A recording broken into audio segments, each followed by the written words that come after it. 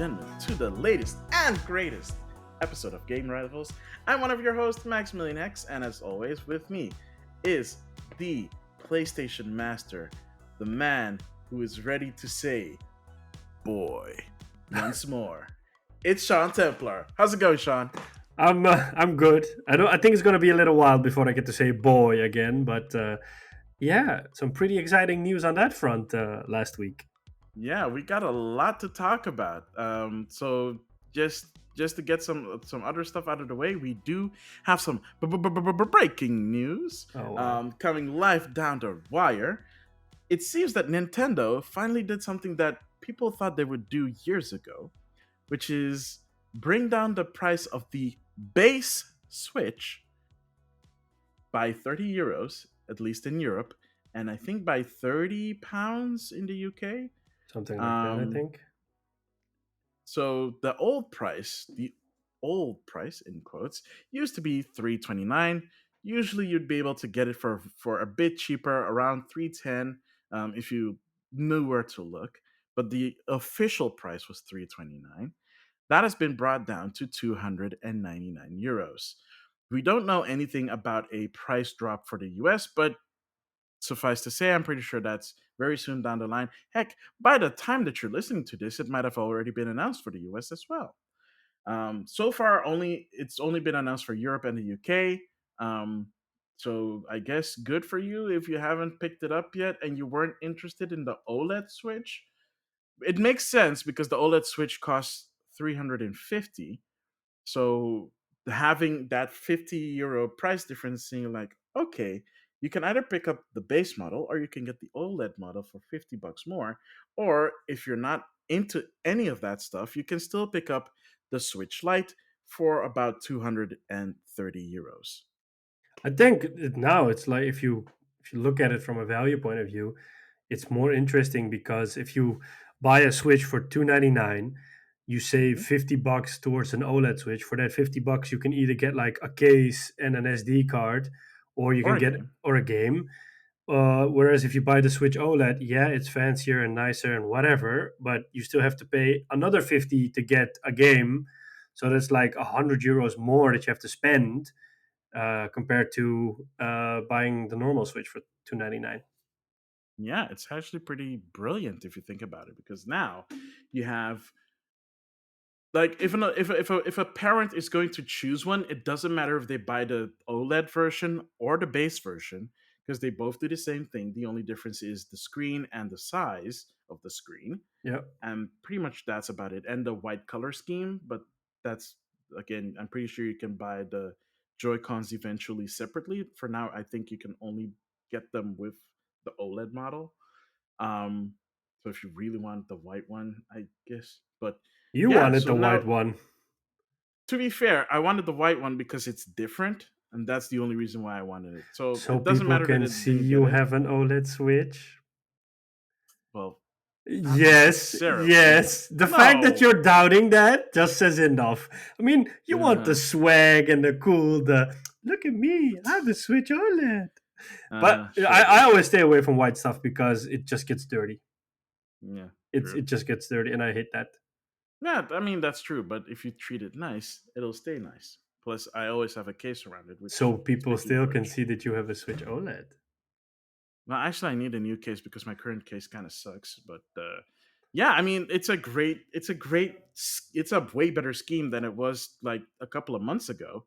Because a couple of months ago, people are like, "Well, why would you buy the base model if it's only like 20 bucks difference?"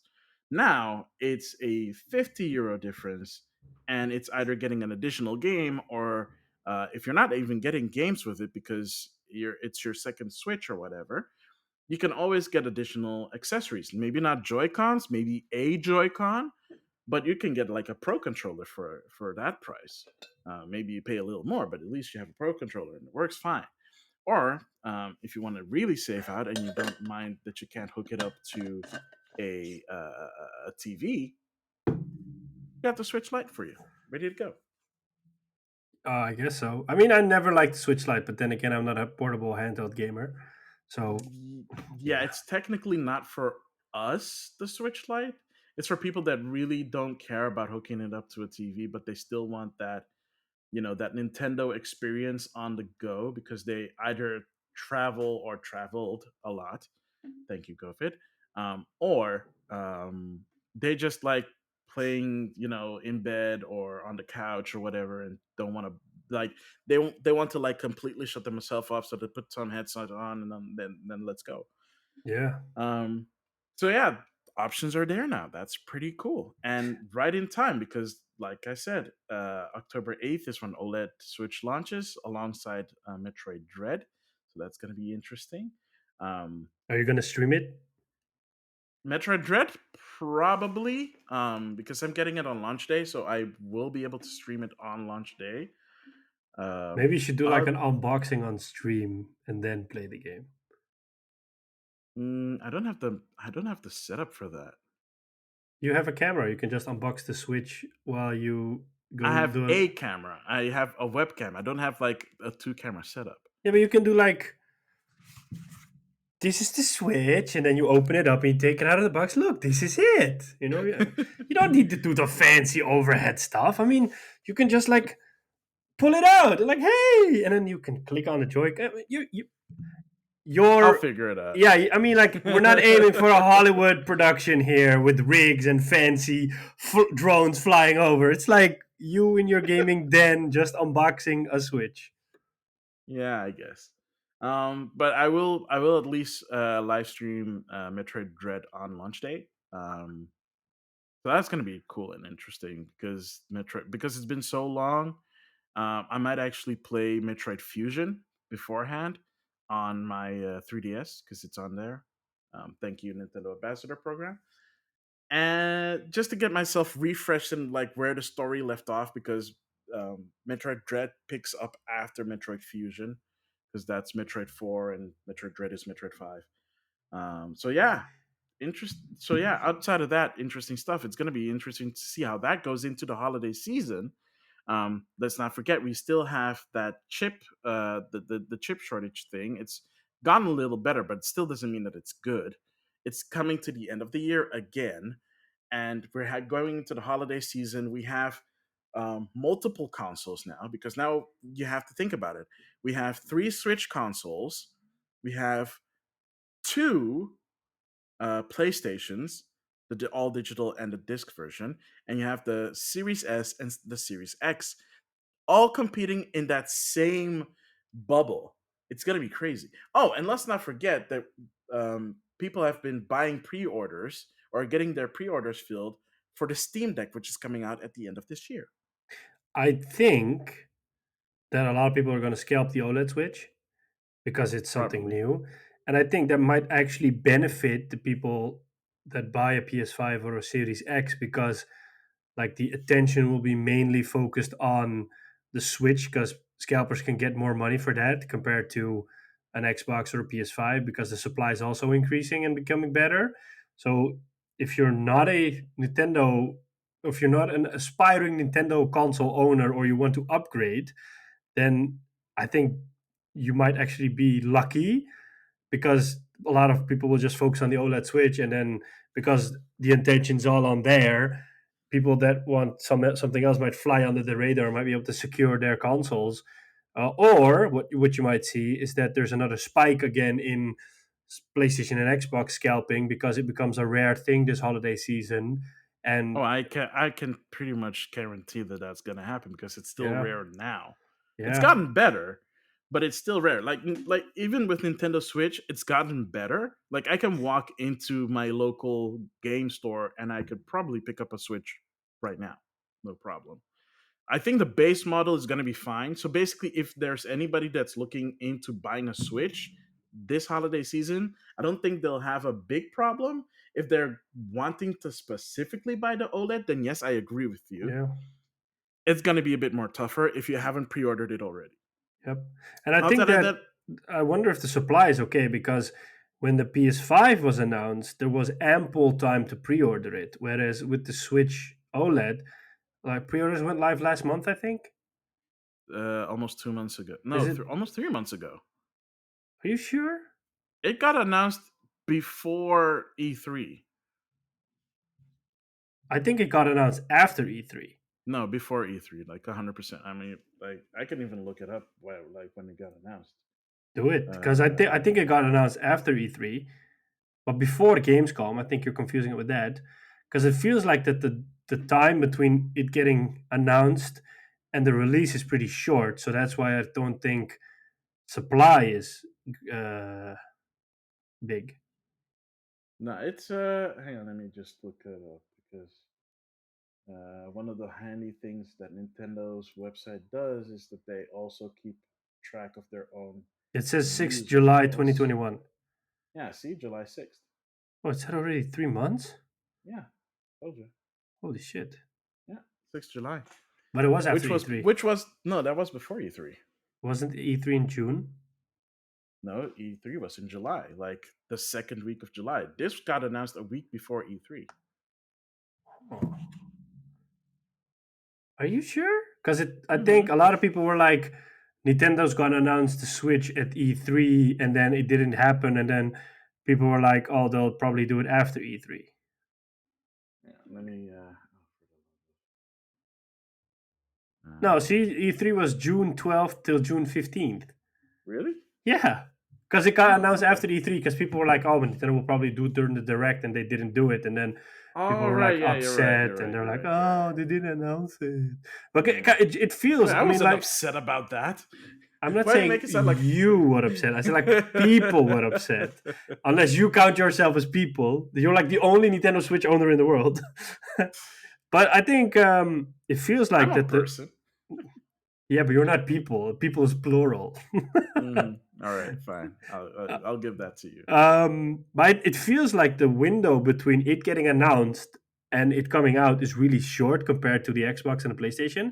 So it feels like there's I think, I mean, based on what happened last year, I don't think you can walk into a game store now and do a pre-order for a Switch OLED because that Well, eventually with the PS5 they shut that off as well because they said like we're not going to be able to give it to you this year. well, if you're talking about officially announced, sure. But don't forget the build up to PlayStation 5 and Xbox Series was literally years You in could advance. pre-order a PS5 last year. Oh no, so no, Yeah, no, in 2019 in you could already. 2018. I don't know about 20. 19, Yeah, you sorry. could in Yeah, 2019 in the 2019, summer. yeah. Game Mania started taking pre-orders for the Yeah, but Game PS5. Mania always takes Yeah, pre-orders like as soon as there's a little hint of something. cheap bastards. They like dealing in bad faith. But still, like it's just like if you take it from that point, then yeah, it feels like it was long. But remember, those two consoles got announced earlier in 2020. So of Officially, yeah. course they had officially. So of course they had like ample time to ramp up to it, and they still didn't have enough consoles. But the Switch, I think the only thing that they're changing is the screen in it. So and I guess And the technically speakers. the body is different of the console, um, but the Joy Cons aren't. No, I think that's an issue that they aren't. Yeah, so I don't think supply for the Switch is that bad, and they were able to at least because Nintendo doesn't do things unless they're absolutely sure that they can deliver. Because they've learned their lesson from the Wii era. Because then they couldn't they couldn't like the first year of the Wii's, even the second year of the Wii's life was just them trying to keep up with demand. So Yeah, they've learned from that. but I think in their case, what works in their benefit is that they're not doing a lot different from a hardware point of view. So like it's not a new CPU or No, GPU. no, no, no. So I think Exactly. that's working in their advantage because they have Yeah. supply lines already set up that are just churning out the same processor. Whereas with an Xbox and a PS5, everything is new. So Yeah. everything needs to be fabricated. Whereas in this case, there's probably like a lot of recycled parts besides the screen and some speakers and a stand. But like I think they save a lot of effort and money because they already have a lot of components lying around, and that could Mm-hmm. work in their advantage. Yep. That's true. It's a smart decision to do now because they'll eventually do a Switch Pro when things start to improve. Well, a Switch something. I don't know Yeah, if they're gonna call it a Pro, but a Switch something. a Switch Duo Uh, or a well, Super Nintendo Switch. well, yeah. I mean, of course they're gonna bring out a new console eventually. I don't know when, especially with the OLED coming out. There's like no telling I when. wonder because that is. Um, I mean, it would be utter heresy for me to say this because Nintendo's so goddamn amazing and blah blah blah blah blah blah la la la la. We know. Nintendo is a company like any other, man. But let me say this: Hmm. we are moving into a digital era or a digital future for gaming. And if there is one company at this moment that looks ill equipped to face that, I would say it's Nintendo. I mean, like with the focus that Microsoft is placing on Game Pass, and more games moving to digital, or more and more sales coming from digital. And I mean, I've said this before. I think we will get one more physical generation after this, but the one after that. So, like, let's say in 10 years from now, Hmm. physical gaming, I don't think it will be around anymore because we will be in a spot where the internet around the world's probably improved vastly. Um, we will probably just have set up boxes under our TVs and we will just get games pushed to it through a digital platform. Microsoft will Hmm. probably be the market leader because they're already investing heavily in it with Game Pass at this moment and they're expanding their services. Sony will make something out of it because they have patents from Gaikai and from on live, and they have something called PlayStation Now, which is at best. And Uh, they have that partnership with Microsoft to and use they their have the Azure partnership, architecture. yeah. But like, if you look at it, Nintendo's still kind of like doing their own thing, and that is good. But I wonder if you're looking at the signs of where the market is going towards, and you are still going your own path. If I mean, you'll probably have a loyal fan base that will carry you. You will probably have the nostalgia feeling, but I don't know if that's enough to survive as a company because physical media will get more expensive to produce as well because everybody's moving towards digital. I think if you were to find a factory that would make a tape for you right now, they'll probably charge you a gazillion for it because they're like, yeah, but it's really old tech. It's really hard to manufacture this. It takes time. So whereas maybe if you could manufacture it for cents on the dollar in the past, now they'll be like, we can do it, but a VHS tape a piece will be like $10 or something, whereas those things would retail for less. So talking about this whole thing kind of makes me wonder, like, if they're going to focus more on their digital infrastructure and services portfolio, or if they'll still keep doing their own thing, which is again good, but there is like a limit to where they can use that strategy and they need to shift to something. And I hope that they don't figure it out too late and they're like, oh crap, we kind of got left behind because we were always the underdog in the market and we used that to our advantage. But now we kind of got outplayed in this market and we don't know what to do. I mean, if you're around for 100 years, you can still perish. Yeah, sure, of course. I mean, it like I said, it's a company. It's still run by people, and people make decisions, good and bad. So I I don't think that they're that far behind. They do tend to have decent digital sales because they do report on like how well or Hmm. how well they do with digital sales in their quarterlies. Yeah. And it seems, in at least in terms of percentages, I think they're almost at 50-50 now with Hmm. Switch games, because it actually used to be pretty good, like in the 3DS era. Hmm. Like in the 3DS era and in the Wii U era, they saw an uptake of people buying things digitally, Yeah. Let me and it's just put only it differently increased. then. Online infrastructure in which, for example, you can stream games, because that's kind of where the market is going towards, because that will have a marketplace of its own. It's like I'm not seeing anything from Nintendo's side in that direction, and it might be in the pipeline, but like I'm there's Yeah, nothing there right now. well, I'm pretty sure they are working on something like that because they do own a company in France that does that kind of research and technology for them, Mm, and they're the ones that came up with the cloud service for the Switch, okay. and they started off with the Pokemon Bank on 3DS, and that basically evolved into the Safe Cloud that the Switch now has. It's not perfect, like we all know. Not all games um, take advantage of it, Which I don't but understand, but that's probably me. I think part of it is also developers have to. I think developers are allowed to opt in if they want to use it, Mm, and Nintendo themselves you tend to use it on games that don't require any kind of like weird online stuff. And even if it does, it depends on the game. Like for example, I think like Pokemon does it, but that's because Pokemon.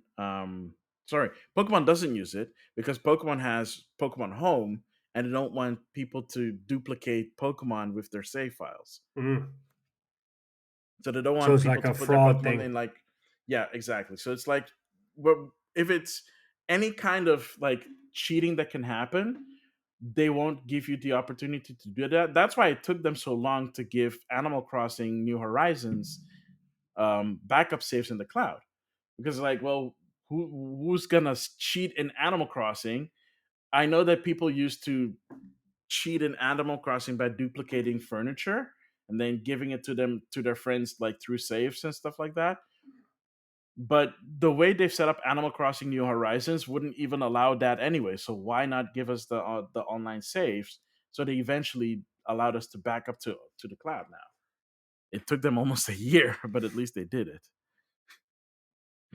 Better late than So never, I guess. yeah, it's better late than never. But speaking of better late than never, you can already see if you're watching the YouTube version behind me, the big thing that we're going to be talking about today, um, because there's a lot to talk about, which is the PlayStation 5 showcase that happened about a week ago, as of this podcast going live. And I don't think did we have, because was it announced before we no it wasn't announced before we recorded the last episode, right? It was announced after. Yeah, it was announced after. So Yeah. we didn't do any kind of predictions unless you were on my Twitch unless you were on my Twitch channel like last week. Then we did like this mini this kind of mini thing where I ended up ranting like a lot. Look at Sean just If sitting I had the power to ban you from the PlayStation family, I would have done it at that moment. there. Yeah, I'd like to see you try. I would banish you as like you are now outcast. Go live in the Nintendo kingdom. Banish me to the shadow realm. Oh, I would. I would. Yeah, but outside of that, we weren't able to do prediction, but that's fine because now we can actually talk about the stuff that got announced. Yep. And let me just say this: from the stuff that we did discuss that might show up, there's a lot of stuff that was shown that we did not expect Mm-hmm. at all. Like there were stuff there that I don't even think that was leaked. If they were, No, if it was, it must have been last super duper last minute because I didn't see anything of that. I But didn't you know hear what? We're anything gonna about it as well. see, like, okay, like that alone. Again, we might be wrong, but you know what? Let's just jump right in because we got a lot to talk about, like a I whole lot. liked how they didn't go the obvious route. I mean, they didn't show anything regarding Horizon Forbidden West, and I'm happy that they didn't because that would be just so easy and like filler content. I mean, we were talking about this with Gizmo, and I was like, this is how you do an event. And I'm not saying that because I'm a PlayStation fan, but this is how you do an event. And if you don't have anything to show, then don't do an event like Microsoft did with Exactly. Gamescom because that really Oof, that felt was like so filler. bad. I mean, they could have done that whole show in a 15-minute direct, Yeah, instead of stretching it out to they, what, an hour or yeah, it could have something. literally just been another inside Xbox. Yeah, and like, I mean, this one started off really well. Yeah, there were a few games in there where I was like, meh, I don't care. But I think a lot of people had that. But they showed like a lot of great games and also Mhm. a few new games that nobody saw coming. Yeah, and okay, so let's just basically start with the beginning because the first game they showed off. Gosh, John, what was the first game they showed off? Um, I don't even I'm looking at the remember. PlayStation blog. PlayStation blog does not have this stuff in order, which is kind of annoying. I think the first thing that they showed off was that Project Eve game. No, they showed off something else. They did, didn't they? They did. They showed off something else, something that I think we already knew about, but it was like, They started off oh no, with the live Star Wars. action. No, Yeah, no, yeah. So we can skip that live action stuff, that commercial that they showed. Beyond that commercial and beyond Jim Ryan showing his face, you really don't like Jim Ryan, do you now? I just don't like his like I don't like his politics, or at least his ideas of like what it means to be like awesome in the gaming industry. But that's separate. That's separate. The first thing And they did show off with Star Wars, was Star Wars Knights of the Old KOTOR Republic. Yep, remake. yep. Has it been Exclusive on PS5, console exclusive. really? Yeah, so it's Because also I coming was to PC. yeah, I kind of figured that because it was first and foremost a PC game, Yep, and then it because which is like if you really think about it, that is super weird because for the longest time the original KOTOR was a Xbox exclusive. I know. Like it didn't come to any other consoles. It only came out to the original Xbox. It was back. I think it was backwards compatible with Xbox 360 back in the day, but don't quote me on that. I'm not 100% sure. And the only other thing that it's been on it's PC. It also came to mobile a couple of years ago. Oh yeah, and it came to I mobile too. tried to Yeah, play mobile it, but I games. was horrible at it, so I thought like, I don't Yeah. want to play this. Oh, oh, you were horrible. I thought you said it was horrible. Well, also it looked horrible, but Well, it was a. When it did that game that's come not out? like a game you want to play on a touchscreen. To be fair, oh yeah, but again, that was a game that came out in like what 2004. Early I want to say 2000s. 2000, the early 2000s. Let's say 2003 or something like that. It was a big deal back then. Yeah. So it definitely needed a remake. But the fact that it switched Yep. from Xbox to PlayStation, I'm pretty sure there are going to be a lot of KOTOR fans who are Xbox fans who are going to be very disappointed Oh, I when they think so as found out well. about it. And I think like it's not a remaster, it's a proper remake. Remake. So like everything's being So overhauled. exactly. So I'm thinking the skeleton is still the same for KOTOR. It's just the Think Demon um Souls. Think Demon Souls remake. That's probably what they're aiming for. probably it is done by Aspire, Yep. And they've done a lot of and these things. yeah, they have done a lot of these things, but the question is how I haven't looked up any of their stuff like how well it was received because I know that they worked on like the recent ports of I think the Doom games. I think I don't remember.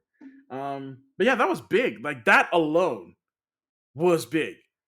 Granted, it was just a CG announcement trailer, but the fact that you saw the Lucas Arts logo at the beginning after the Sony Entertainment, text was like, oh, this is crazy. This is really crazy. But yeah, I mean, I think when it comes out, I'll probably pick it up for the PC or whatever. Because yeah, um, I hope that by that time it will be if it does come since it's coming to the PC. I hope it will be GeForce compatible because will make my life a lot easier. But that was big, and It was. then they showed off something that I'm pretty sure nobody even knew what it was, despite the fact that it got announced 2 years, almost 3 years ago now. Um, Even I did not know what this was, mostly because, well, again, I missed that initial announcement. I think because I think like in the recess of my mind, I think I saw the original teaser trailer before because I watched the teaser trailer for it again, the one that they released back in 2008, 2019, 18 or 19, something like that. And it's like, okay, I feel like I've seen this trailer before, but it's been so long that I'm not even 100% sure. But the new trailer that they showed at the showcase, wow, Yeah. you gotta love it because for one, it's like from a it's from a Korean developer called Shift Up. At this point in time, they only have one game that I know of that is out, which is a gotcha mobile game because of course it is. But then you look at like this, and we already got that hidden gem surprise of Dokev during Gamescom. And then you get this game. It's like, oh, what the fudge? This looks so ridiculously good. It kind of looks like a post-apocalyptic Bayonetta meets Near. Like I heard some people compare it to Parasite Eve, which is kind of weird because Parasite Eve was never an action game. It was a hybrid action turn-based game from Square, and it was an RPG. Um, RPG light. So yeah, I mean, it looks good for a developer that has never done a console game before. But It looks it looks too. I mean, that's what I said. Like it's the rise it of the looks too Asian good. developers, and it looks too good to be true.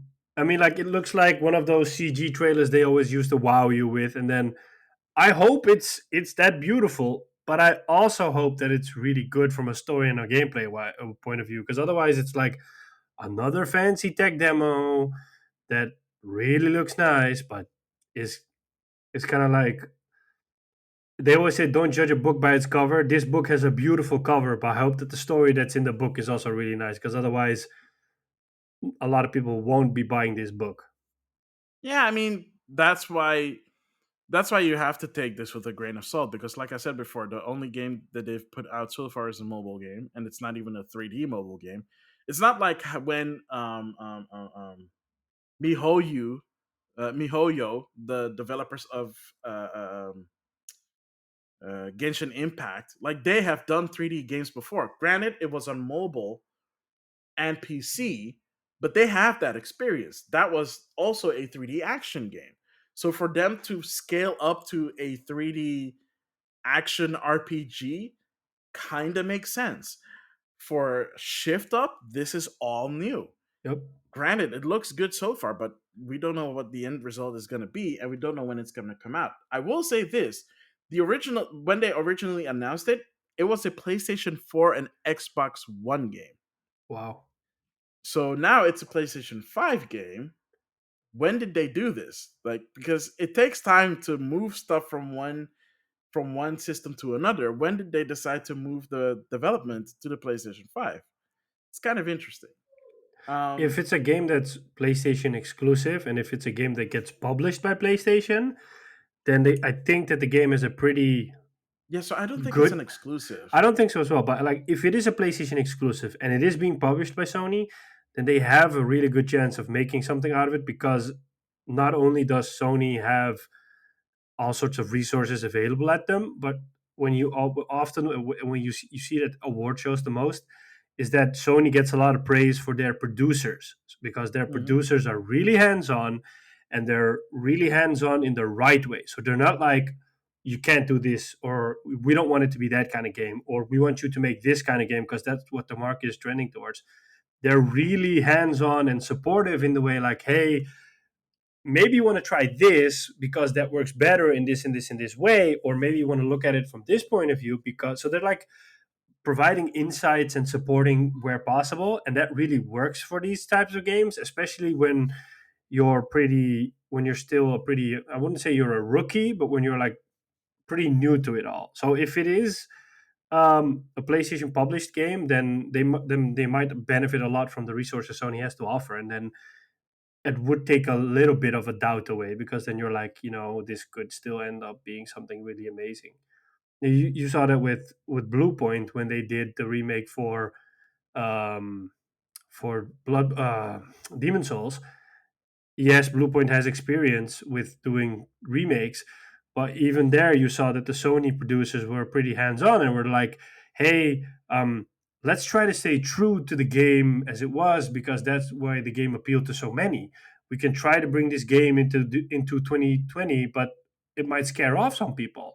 Whereas if we try to add slightly or improve slightly where necessary and leave the rest untouched, it will still be an amazing game, and fans will also appreciate for what we did." And Bluepoint was like, "Well, you're actually, I think you're right, because we haven't looked at it from that point of view, because sometimes when you get to do this, you're like you might end up changing more than's necessary." So that was like a really good example of how they were able to support Bluepoint and keeping the game true to the original. And I mean, the game was well received. So Yeah, looking forward to that. What did they show next? Because again, like PlayStation, should we go down the whole thing or just pick out stuff that really spoke to us? I would pick out Because there's a lot. stuff that spoke, because they showed another trailer for Tiny Tina Wonderland, blah blah blah. Oh yeah. I really don't care about that game. And they showed another trailer for GTA 5, because it was going to come out in November of this year. Now it got pushed to March 2022, I think. Hmm. Yeah, who cares? Barely missing February. Yeah, yeah. I mean, it's yeah. They showed. And they didn't. Yeah, Yeah, they didn't give us a fixed date. It's just March. yeah. And then they showed another trailer for Forspoken, but yeah, it's like the third time or the second time we're seeing it for this year. Yeah, but Apparently, this was a new trailer though. yeah, apparently there was a thing about the language used in the trailer. There was some profanity or something in the trailer, and people were set Hmm. off by it a bit or something. I Really? really didn't even notice it, but maybe that's because I wasn't paying attention to the game. I was like, yeah, whatever, man. Yeah, But she used the F word once. yeah, but like people were immediately like, there's so much profanity in the trailer. I'm like, oh man, are we really gonna do this? Are we really gonna make an issue out of every single game now? Really, the one F bomb that was I dropped. have no idea. I didn't read the story, but I saw the headlines a few times, and I'm like, grow up, man. Just oh my Yeah, god. before we started recording, I was playing Death Stranding, and a bunch of the characters use the F word in that game. So if you're gonna be all, oh, I must clutch my pearls for one F bomb in one trailer, get over yourself. Plus, we know that like especially grown up gamers, and not even just grown up gamers, but the little mm, I could use a really bad word for them right now, but the little Don't do it. kids Don't that do play it. online, the little kids that play online, you think that they don't use like F bombs and stuff like that and I even would worse just stuff? say Come on. jump onto Call of Duty, and you will Exactly. if your swearing vocabulary is out of date, it'll be updated in an instant with little kids calling you all sorts of stuff. So Yeah. So seriously, yeah, people, get over yourself. yeah, I will say this: it looks good. It looks really yeah. pretty, and I think this will be the second game that Square Enix puts out in the Luminous engine because the first game, well, the first game would have been Final Fantasy 15, but I think they went back to the drawing board and it eventually became Unreal Engine game. Mm. So they like dropped that, but they still kept working on the Luminous engine. So this is the first time the Luminous engine is being used by Square Enix, despite the fact that the Luminous engine was announced mm, over a decade ago. Wasn't it announced on the beginning of the PS4? It was announced at the ending of the PlayStation 3 era. Yeah, yeah. So like at the beginning of the No, sorry, PS4. not even at the ending. Yes, no, yeah, right. The ending of the PlayStation 3 era, yeah. Yeah, So the beginning of the PlayStation yeah. 4 era, yeah. I remember that. Yeah, because I think it got announced around the Final Fantasy versus 13 part. When it Yeah. was still called Versus 13, Yep. exactly. Oh, Yeah. that's so bad. Yeah. Seriously, Square Enix, like get it together. But at least they're finally putting out a game with that engine and it looks good. Definitely. I think a lot Um, of people are excited for it. yeah. And what I did not expect the game to be is a gosh darn isekai. Another like being transported to another world, that kind of story. I did not know that it was that when they first announced it because it starts off in that fantastical world. So yeah, there's that. They showed off Blood Hunt again for like the bajillionth time. They also showed off Deathloop again for the bajillionth time. But as we were prepping for this, you found out something very interesting about Deathloop. Yeah, I wasn't expecting it, but I was checking out reviews because tomorrow the game comes out. But apparently, IGN US and GameSpot US both gave the game a 10, which I totally did not see coming because I know like people were excited, but for me it was like, oh yeah, it looks like another Dishonored game. And now suddenly I'm like, oh, okay, it's not a Dishonored game, it's something more than that. So now I'm actually in doubt if I shouldn't buy it when it comes out tomorrow because I've watched some people stream it who got early access to it, and it looks really nice. And they're like, it's not Hades, it's not Returnal, it's not a roguelike game. So that already sounds really nice because I think that might put some people off, seeing as Hades and Returnal is pretty punishing. But a lot of people are actually really excited about this. I just Mm, spoke to someone who got a key and he's installing it right now, and the person was like, "Hey, I'm actually pretty excited to try it out right now." So nice. yeah, I mean, it's good for them because they've put a lot of effort into it. The fact that it hmm got delayed, I think, twice I twice. think. Yeah, because it was going to come out last Yeah, year in September, and then it got moved to beginning I of this think year, yeah, or like I think March of this year or something, and then something it got like delayed that. Yeah. again. and they're like, okay, this is like the last delay. Yeah. So But if like that's there's how you can also do it. I mean, you don't have to be a cyberpunk and then drop the ball. I mean, this is also how you can do it. I knew he was gonna bring that up, and it still caught me by surprise. That On a is fun true. note, Yes, the yes. Cyberpunk next gen version is coming out at the end of this year. They're They still said saying that. they said they were like it's gonna come out in the first half of the year, and then they said the second half of the year, and now they said at the end of the year, together with the Witcher update. Yo, CD Project Red, I want $100 if you don't make it the end of the year. I'm telling you right now. Apparently, they are slowly transitioning people away from Cyberpunk to another game they're working on. But a lot of people think it's The Witcher 4 because they hope they can get back into the good graces of people again. I don't know if that's the right move to do, but sure. Let's not fix the game completely and just move on to the next game. Yeah. Um, all right. So I think we've gotten all the other stuff that is. Oh yeah, and they showed off a new trailer for Rainbow Six Extraction, but who cares? That game's gonna tank. They showed a trailer for Alan Wake Remastered.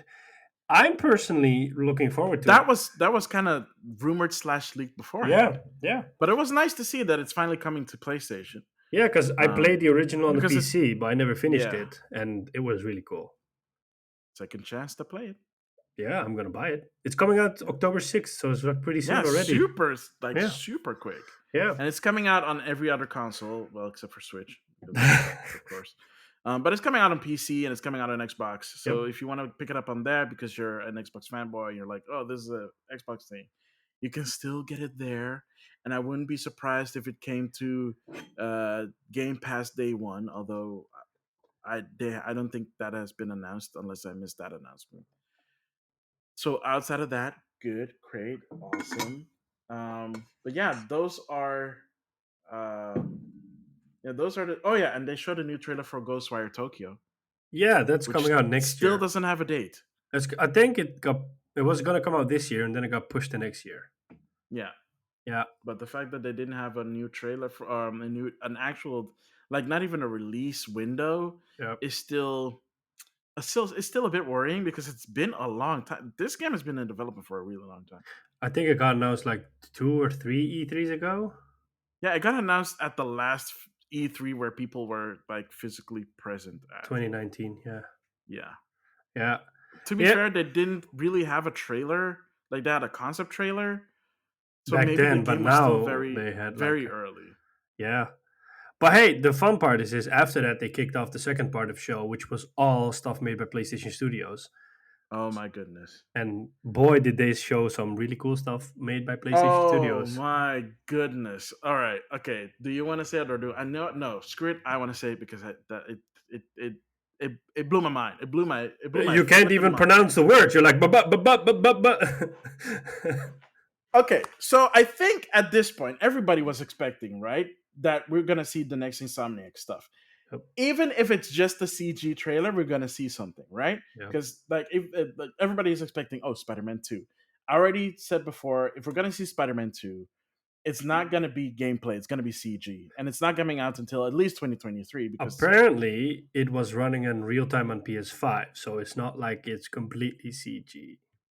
And I mean, come on, it fine. is. I mean, we have to maybe accept finally that we are getting to the point where what we always thought was CG is maybe no longer always CG. I'll believe it when I see it. Unless it's really obviously CG, but Yeah, but again, like I'll believe it when I see it. But well, you won't see it that because you don't is have a PS5.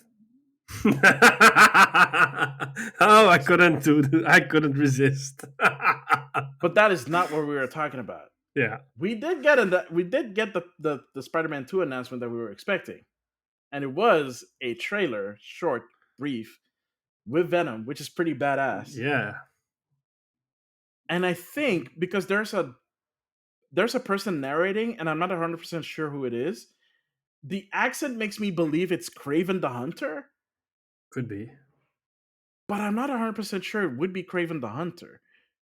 I'm not. I don't Like know. for like for various reasons, I'm not 100% sure it's Craven the Hunter, but who knows?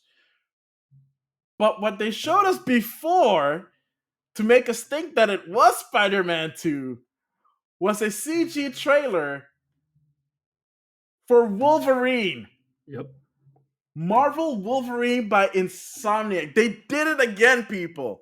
They got that exclusive and it's PlayStation only. It's another Marvel title and it's Yep. another beloved Marvel character. Yeah. What the heck is Sony doing that they got that kind of money? It's either that or I Marvel was just so impressed with I think Spider-Man yeah. and Spider-Man Yeah. Miles Morales and they were like, okay, you know what?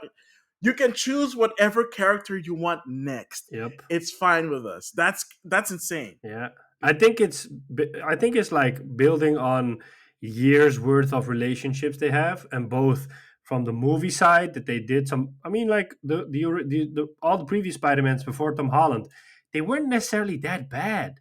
I Oh mean, no, they sure they weren't. could be better, but Yeah, I mean, like the Tobey Maguire ones were really high grossing, and the the Andrew first two Gar. ones were actually considered really good, and I still Yeah, like the first one is like by today's standards is pretty campy, but it's still good. It still at holds the up. time it was I think the first proper a superhero movie in a really long time. And I Hmm. mean, I think then they further impressed with Spider-Man the game, and then with Miles Morales, they were even to show like, hey, even in a short span of time, we can still create this really cool game. It won't be as long, but it's really a really good game because Miles. The funny thing is every time you see a PS5 drop happen, you see Miles Morales going up in the sales charts because people automatically pick up that game. Yeah. And it's available on PS4, but people just buy it on PS5. I did the same thing. I waited till my PS5 came in so I could play the game. Um, and they said that Wolverine will be a personal story driven game. So I don't know if it's an open world kind of game, but it will focus a lot on the story part for Logan. And it's in early development. So Spider Man 2 is coming out in 2023. I Oh, think, don't expect this thing until 2025. yeah, I think at least 2024, 2025. Yeah, Yeah, but yeah. the fact that they are working on it is super Is cool. here. Yeah, Ah, sorry. you okay there? Has the My throat. Logan excitement gotten to you? Ah, good grief! I don't know why, but my throat's all We're getting super all weird. emotional. Anyways, they showed GT7, Gran Turismo 7. It's coming out next year, March 4th. Looks really nice. They showed off a little bit more of the game menus and the customization. I don't know if it was possible in other Gran Turismos, but the customization for the cars is like really expensive, even when it comes to liveries that you can just pick a sticker and you can put it wherever you want on the car. Mhm. Normally, Gran Turismo didn't do that kind of stuff. That was always Forza that did that. So that's really pretty nice to see. The game does require an internet connection to play. Some people are making an issue out of that. I'm like, well, we live in 2021. Come on. Wait, that makes no sense because I'm pretty sure that even um I think even like what was the first Gran Turismo that came out on PlayStation 3? Gran Was it Turismo Prologue? No, no, no. Was I think what Oh, right, yeah, Prologue, the one that came before 5, right? Yes. Yeah, so I think Prologue was also required an internet connection, right? Or I am I don't know. I wrong? can't remember, to be honest. But like, I It's been so mean, long. there's so many games that have that these days, so I don't understand why it's such a big issue. I understand that I'm speaking from a luxury point of view because I live in a country where I have super fast internet and all the whole shebang, so I get that. But like, If you even live in the States, yeah, but you're like kind of even bummed. poor, less. I mean, like even poor countries, or even like countries that are less developed like compared to the rest, like a country like India, where people Hmm. always like have this mixed view about. Those people have almost everybody has a smartphone with internet there. So like if they have smartphones with internet there, I mean, yeah, maybe not in Africa, but then again, I don't think that there are a lot of people in Africa playing on a PS5. To be honest, I might be shocked, Speak for but yourself. Like if I go well, to I don't Ghana right know, now, but like if I go to like a African nation that's reasonably developed, yeah, they'll have internet connections. Like everybody has a cell phone there yeah, too, but like on PS, I don't know and if they have PS5s, but well, probably import, so it's not cheap. but But let me put sure, it this way: if they even have it there, then what's the big deal about? Like, are we only talking about the people that work on an Air Force base in another country that can't play it? I mean, okay, that would really suck. But those people generally play on Xboxes because they're like America and they buy an Xbox, or the army buys an Xbox for them. So Yeah. yeah, Yeah, but I'm thinking more of places like Brazil where that kind of stuff is still like a bit more expensive. So it kind of would be disappointing for them. yeah. Because I know that like GT is also very big in Latin America. So I don't know. I thought it was really big in Europe only, in Japan, stuff like that. no, you got a lot of like cross pollination in there, man. Hmm. Okay. Well, so they showed Gran Turismo 7, and then they showed. What else did they show? I have the They showcase. showed they showed Uncharted 4, man. Yeah, the Legacy Being of Thieves remade, collection. and Legacy of Thieves Yeah. coming to PlayStation 5 and PC. Yep. I am really looking forward to that because I was hoping for a Uncharted patch. Because Uncharted 4 doesn't run, and Lost Legacy as well, they don't run at 4K. They run at Mhm. 2560p, even on the PS4 Pro. So I was really excited when they announced that. I'm like, oh yes, 4K, 60 FPS probably. So that was really nice. And then it's coming out early next year as a Yep, bundle, and then it comes first to PS5, and then shortly after to PC. yep. Um, and then they showed another trailer for Guardians of the Galaxy, but I'm still not excited for that. Yeah, no I way. read like a headline the other day in which they said that the main character, the Star Lord in the Guardians of the Galaxy, is trying too hard to be like Chris Pratt, which is working against it.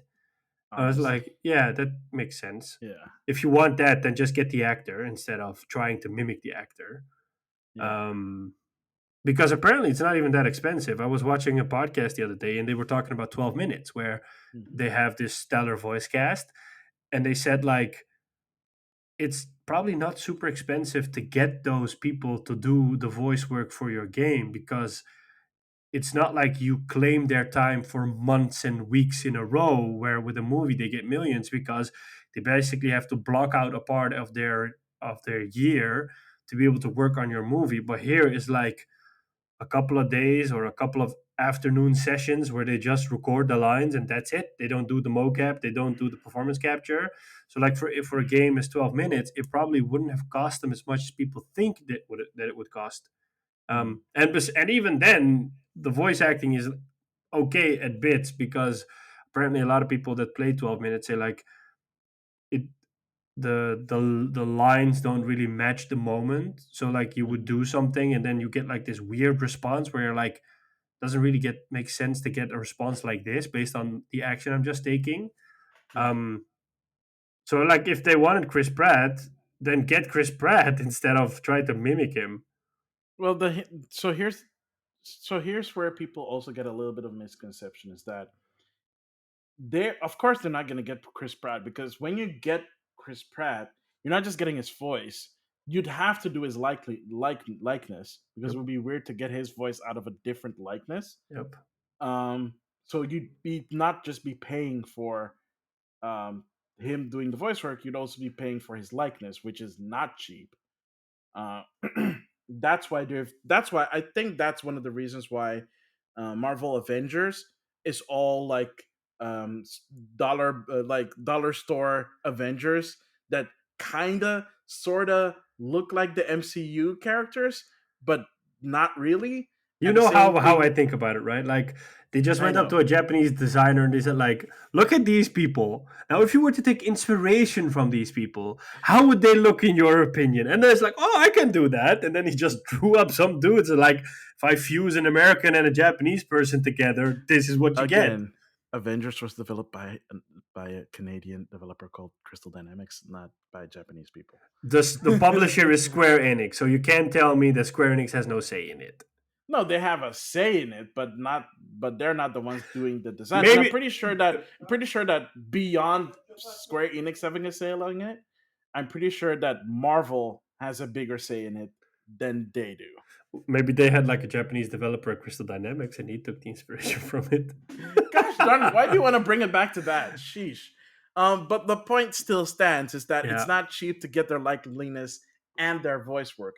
Plus, in the terms of the thing that you also have to remember is that if you're getting an actor to do voice work, they're not trained to do voice work. Yep. They're trained to act. That's what you see in Like 12 they're minutes. like exactly. There's a different like for example, Willem Dafoe has done video games, Yep. so apparently his lines are way better than James McAvoy or Daisy James Ridley. Mac. Exactly because I think this might be the first time they ever done voice work for a game, which is different than doing voice work for like an animated feature, because you have to deliver maybe like sometimes you have to deliver the same line in multiple ways so Yeah. that you can get that dynamic in that so it doesn't feel off. And even if they didn't cost that much to put them in, it probably means that they only got them in the booth for the time that they were able to pay them, which probably means that they couldn't do a lot of second takes. Yeah, in the podcast I listened, it's play watch listen. So Troy Baker is in it, and he has like first hand experience with this stuff. So he gave his take on it, and there's also a video game director in it, Mike Bithell, who made Thomas is Alone. Um, so like they both said like, yeah, they probably did like 2 sessions with an option for the third, Yeah, because that's just how these things go. exactly. Yeah, So which I'm not. I'm. is a But that's why shame. you. But that's why you get like voice actors because they you can get in for a lot cheaper and you can get them in for more sessions. Yep. Also, to be fair, it's not just the voice actor.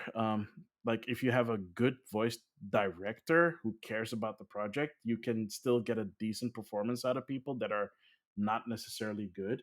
But if the voice actor is not that great and the voice director doesn't give a crap, then you end up with very bad voice acting in video games. I'm not saying 12 minutes. I'm just talking in Yeah. general because, like, if you've listened to some voice acting in some games, it almost feels like you think that the voice actor is the one that doesn't care. No, no, no, no, no.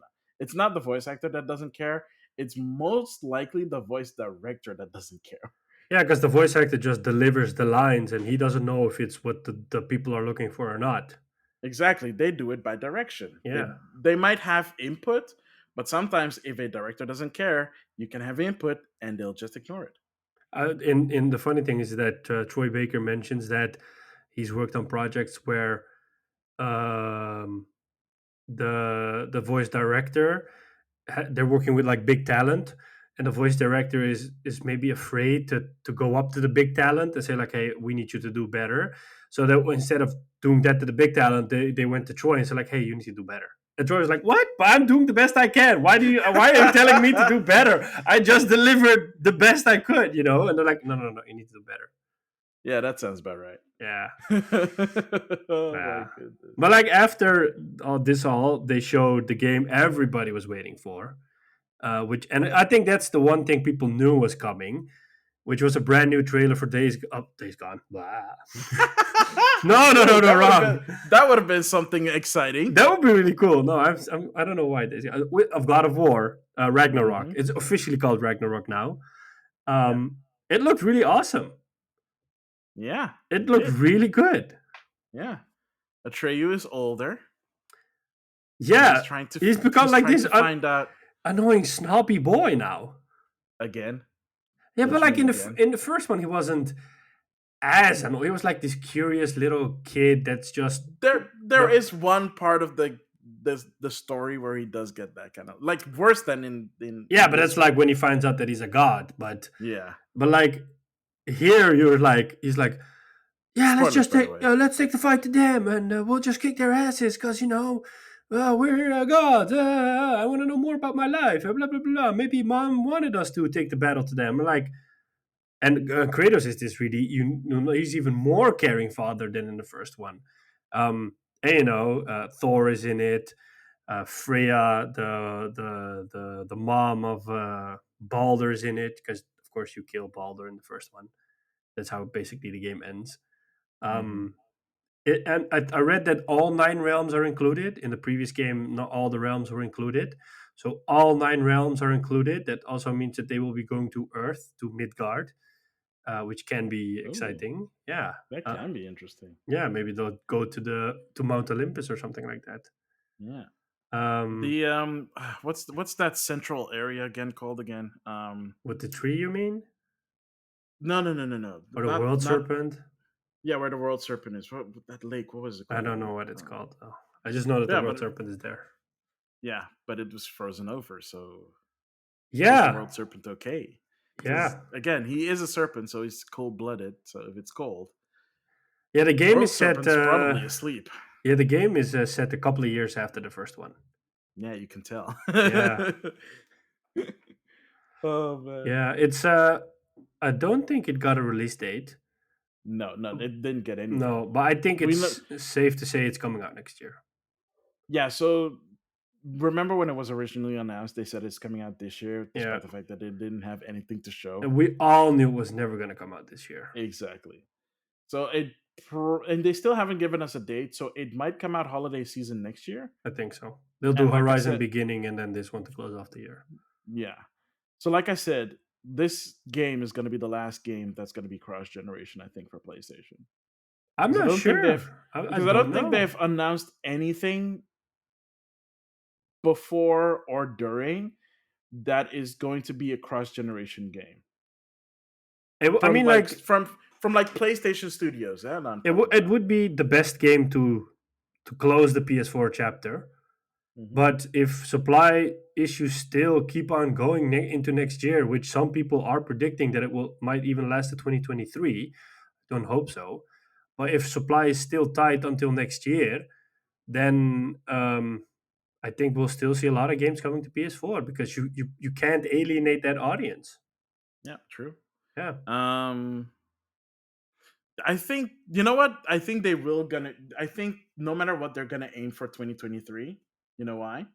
Oh. Because if it is the last game for the PlayStation 4, it'll be the 10th anniversary for the PlayStation 4. Oh yeah. Now that you mention it. So I would not be surprised if by that time they'll do a. I don't think they'll put out a new PlayStation 4 because that would be ridiculous. Because Yeah. I think they stopped production on most versions of the PlayStation. They only do the simple slim. I think yeah, so just the slim, so it wouldn't be worth putting out like a special edition slim. Mostly because why would you do that instead of like putting out like this special PlayStation 4 Pro would have been way more interesting. But I yeah, still don't understand why they didn't just discontinue the slim and put the PS4 because it's Pro in the probably slim. cheaper to make the slim than the Pro. Yeah, but I mean, yeah, I know, but with the whole 4K and all that stuff. It's actually funny that over the last few days, I got Mm. these, and I think it's ridiculous that they're already talking about it. But there are rumors circulating that Microsoft might introduce an upgraded Series S, which might cost a little bit more and also has a little bit more power. I think that's the most obvious choice because I think the main issue with the Series S is that it has the power difference and it's not a lot faster or better than a 1X. So I think there's little incentive for people to get it. But yesterday I read the most ridiculous of all rumors that Sony is already working on the PS5 Pro, which will aim to deliver 8K graphics, and it's going to cost between $700 and $800, and they're aiming for a release in 2024, 2025. Yeah, I don't think so. No, I was like, when I read that, I was like, really? Are we really already here? Let's just make sure that the damn thing gets into stores and you can just walk into a store and pick one off the shelf instead of thinking Exactly. about the next big thing. Yeah, man. Um, outside of that, I is there anything else that you want to talk about? Because I think we already gushed about all of this. I think that's it. Yeah. Yeah, Yeah.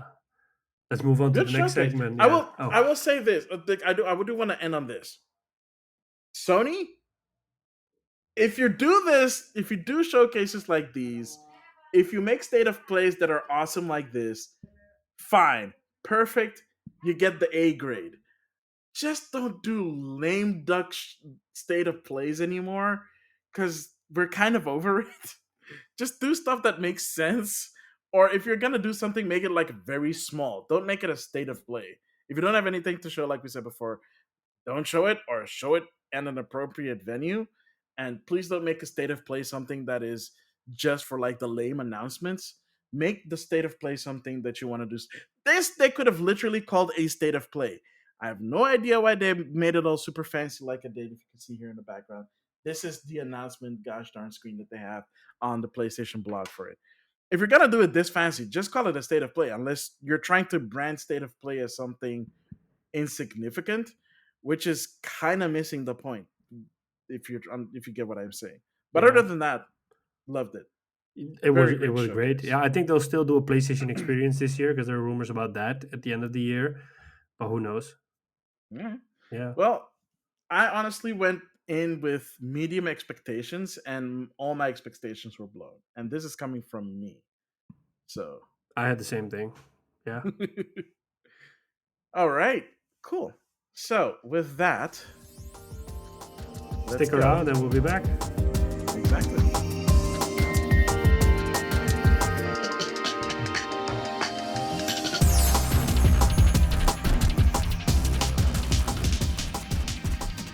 And welcome back, ladies and gentlemen, to the second segment, as always, which is, of course, what we've been playing. So, Sean Templar, what have you been playing? Um, I have been playing a few games. I've played. I finished Mass Effect 2 finally. Uh, Woo! yeah, I finished the first and the second one like years ago when it came up. I never finished the third one. Mm, But the annoying thing is that the game is like 100 gigabytes big because it has all the three games in it, and you cannot individually install or uninstall them. So it just takes up 100 gigs, even though you're done with two games, for example. So I just want to get it over with and then remove it from my PlayStation. Um, so yeah, I'm started playing three. I like Mass Effect 2. Always liked it. The game is starting to show its age, but I mean it's a remake. So I mean you're playing it for nostalgia purposes, or you're playing it because you never played it before. Um, which if you haven't, shame on you because it's one of the coolest Bioware games out there, next to KOTOR probably. mhm. But yeah, I mean, I liked it. I started playing three. I'm early in the beginning of three because um, I haven't found a lot of time to play it. I only started playing it like on Saturday or on Friday. Um, but yeah, besides that, I played some more Days Gone on stream. It's my second playthrough. You know, I'm just taking it one slow tree smashing bike at a time. Yeah, Yeah. yesterday on stream we found a horde, which kind of surprised me out of the blue because I was at this camp, and then I looked to my left, and then suddenly this. I knew that there was a horde in the neighborhood, and I actually went looking for the horde, but I couldn't find it because there were people in chat constantly like, "Go take out the horde, fight against the horde." I'm like, okay, whatever, I'm like, whatever. And then That was so I fun. couldn't find the horde, and then I just went back to the mission, and then there was this part where I just turned around and looked over the cliff, and then suddenly the horde was already there, and they were already swarming me. And I'm like, what's going on? So I just started to run away, and eventually, after like 5 minutes, I finally was able to kill the horde, knocking them out bit by bit. It gets easier the further you get along in the game because you get better weapons. But like in the beginning of the game, it's just run, duck, and hide, man. When you find the horde, just get out of there. And I've also been streaming a little bit more of Returnal. The last stream we didn't really get anywhere because the stream before that one, I was able to get to the boss in the biome 3, which is a tricky boss. He has like 3 life bars, and we got to the last part where the level starts to drop out under you, and I think I almost had him when I died. Um, and I haven't been able to find the shortcut to the boss because normally you can find a shortcut to the boss when you've gotten to the boss. I Yeah. couldn't find the shortcut for this one. I don't know if I missed it or I still need to look for it. Um, but yeah, I kind of found out that the boss is tricky and there are 2 or 3 more biomes left after 3. Um, I'm thinking of not streaming Returnal because eventually it gets boring to see me fail. Mm. Uh, and I mean, like people said, like, hey, it's a cool game to watch, but it does get a little bit boring to see you die constantly. People want progress, which I Yeah. understand. Um, I bought Yakuza 3, 4, 5, and 6 in the sale because it was a PlayStation sale. Funny thing is there's this Yakuza collection which has 3, 4, 5 in it, and it's €40. And in this sale, I bought 3, 4, 5, and 6 for 36 euros, so I actually saved money.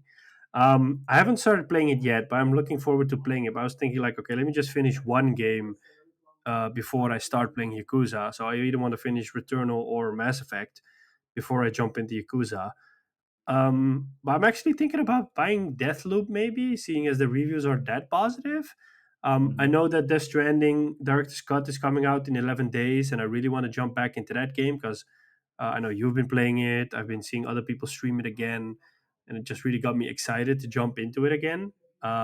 So that, and yeah, I'm thinking about maybe playing some more Call of Duty Vanguard. The closed beta was last weekend. I didn't play it. The open beta is coming up this weekend, so I want to get some time into it and see how that goes. Um, and that's basically it. Yeah, I don't think I've forgotten anything. I haven't been playing a lot lately, so yeah, that's it. Just slowly, one game at a time. That's good. No, steady as she goes. Steady as she goes. Yeah, Um. All right. I guess then it's up to me now. it's up to you. Yeah. So I have been playing a couple of games. All right. Actually, a little bit of story time. I was doing a little bit of a big, well, a little bit. I was doing a big cleanup in my house, and I came across my old Game Boy Advance, the one that I bought with um, my summer job earnings, the first summer job that I ever had. What was your first summer Um, job? I was working at my local supermarket, Oh, nice. and they I don't know if that was that particular supermarket that did it that way, because after that I learned, you learn how things work when you're getting paid, because I was getting paid cash Oh, like okay. weekly, which was super weird. It's like, okay. Oh, wow. um Okay. yeah, like I'm not Sounds gonna, that's why shady. exactly right, that sounds super weird, because any other place that I've worked, you get a pay stub and you get a paycheck, Yeah. um, and it gets cash to you in your account. It's not like I didn't have an account back then, but sure. So I got it paid, and by the end of it all, I was able to pick up a Game Boy Advance and a game, and that Nice. game was Konami Crazy Racers. Now I haven't seen this Game Boy Advance in years, since I moved out. Did it So I was work? like, oh, that's, well, I haven't. Here's the joke: I haven't tested out the Game Boy Advance yet. I'm assuming it works. I just need to put some batteries in it. Hmm. But there was a game in the game cartridge slot, and for like the last couple of months, I've been like, well, I don't know where I put all my Game Boy Advance games. I don't have a lot of them, Okay. but I know that I have them. I recently found Pokemon Ruby, which is nice, but that one was corrupt, so I don't think that that's gonna work. I haven't tested it out yet. I recently bought Mega Man Battle Network, like I talked about in the last episode. I've been playing that. So I took out this cartridge out of the Game Boy Advance, and lo and behold, it was Konami Crazy Oh, Racers. nice. Like it was meant to be, and I put it in my DS Lite because that had battery, because that's what I've been using to play Mega Man Battle Network. I put it up. There are my save files. Okay, It's that's just working interesting. fine. The save files are okay. Um, I started playing it, and it took a little bit to get used to the controls again, because it's different from Mario Kart. And it was just so much fun playing it again. Like the soundtrack is fun. Like all the characters. Apparently, I didn't unlock every character, which I did not know. So I went to GameFAQs. I looked up how to unlock all the remaining characters, and I unlocked the remaining characters. I'm like, oh, this is so cool. Like this is Wow. so cool to play it again, and I want to play it on my Game Boy player again on the CRT that I have in the office. So I might do that like sometime later this week or later this month or whatever, when I have some time again. But I was so happy to see that again and just play it again. And I played like with the best character, which is Bear Tank, from like this random Namco of a random Konami game. And like I know for a fact that something like Konami Crazy Racers is never gonna get re-released again, mostly because Konami, but also because, well, we still don't know if Nintendo's gonna do anything with Game Boy Advance, um, online service like they do for Super Nintendo and NES. We know that there are rumors going around that the Game Boy and Game Boy Color is coming to Switch relatively soon. We don't know when, but apparently the rumor is relatively soon. I read that. So that would be really nice to see at least those games come to the Switch. Do you have like the TV on in the background or I something? have people out here at the in the hall talking, so Ah, okay. No, that's fine. Um, so yeah, it's pretty. It's yeah, I was really happy to see it. I was really happy to play it for a little bit. So I played that a little bit. I've like you said before, I've been playing Death Stranding. I'm almost at the end. Um, happy and days. I talked about you about it before, and I thought that I was at the end before I came online um, to record this podcast, but apparently it's not because I did the event. I'm not going to say what it was because I don't want to spoil it for people. I did the event that I thought was the ending, and then there was more, and was like, "Oh, that's a little bit disappointing." That's a little bit disappointing to see, but it's fine. It's no problem at all. I'm still playing through that, and on stream, I actually picked up Astral Chain. And when I picked up Astral Chain, in my back of my mind, I thought that that game had um, a new game plus. So I was like, you know what? I want to do Astral Chain, but I don't want to Mhm. start from beginning again. I want to do New Game Plus because I thought it had New Game Plus. Turns out it does not have New Game Plus. It just has post mission missions that you can do, like difficulty gauntlet. So I played a little bit of that on stream, and after that, I played a little bit more of Secret of Mana, of course, on Of stream as course. well, Yeah. because I love Secret of Mana and I want to share that love. And it was a really fun time sharing Secret of Mana, and continues to be a fun time sharing Secret of Mana, because there are people that know of Secret of Mana and have played Secret of Mana, but there are also people that have never heard of it, or they've just heard of the crappy PlayStation 4 remake. Um, but other than that, it's I where I am with Secret of Mana right now is the Ice Country. I just I think I just finished it right when the stream was ending, and that one is one of the funnest parts because I got to show people, yo, Santa Claus is in this game. Oh yeah, I remember because you that. because Yeah. you come across Rudolph in this random house in the ice country, and he's like, "My master is missing." You're like, "Oh, okay. Who's your master? You random red nosed reindeer called Rudolph." So I teased that to the chat, and the chat was like, "Wait, you mean Santa is in this game?" And yeah, Santa's in the game as a boss, and you Yeah. get to beat the snot out of him. I thought I because I almost ran out of magic power when I did, but I was able to defeat him with, I think, my very last spell, or the spell next to last, and I was like, oh, cool, I actually defeated him because he had a lot of HP. And then he turns back, of course, into Santa, and me, I did the voices again Oh yes, that was because really because I fun. had because I had to do it because I I had to do know. it. It was fun. So yeah, that's pretty much what I've been playing. Death Stranding. I've been playing Death Stranding, so I want to finish Death Stranding so I can focus back on Persona 5 again. And of course, and make some room because of Metroid Dread coming out in October. So I want a little bit more leeway when that comes out. So that's basically what I've been playing. I don't think I've been playing anything else. Um, I played a little bit of Sonic, but I also did it on stream, but it was no biggie. And played a little bit of Animal Crossing, but nothing significant. Awesome. So that's it. That's all I played. Awesome. We're just in time because I got to notice that they're going to cut the power here for a little maintenance. Oh, So we're about. It's good that we're about to wrap up. cool. By that note, will you do the honors? I will do the honors. So, thank you everybody for tuning in to another episode of Game Rivals. You can find us on all your favorite podcasting platforms: Apple Podcasts, Spotify, Google Podcast, Overcast, Anchor, you name it, we're probably there. You can find this video on YouTube as well. Finally, we've been posting there for a while now. I think like a couple of episodes already up. You can find the link in the description. As I say every time, I am not a fan of this, but if you like the content, please consider subscribing and liking as it helps us out with discoverability. And So, commenting. and commenting so more people can find out about us. Same goes for podcasting. If you like it, feel free and consider leaving a review, a 5-star review, preferably, because it's only so we can get discovered more. It's not like we gain anything from it. It's just that we like want to share this passion with even more people.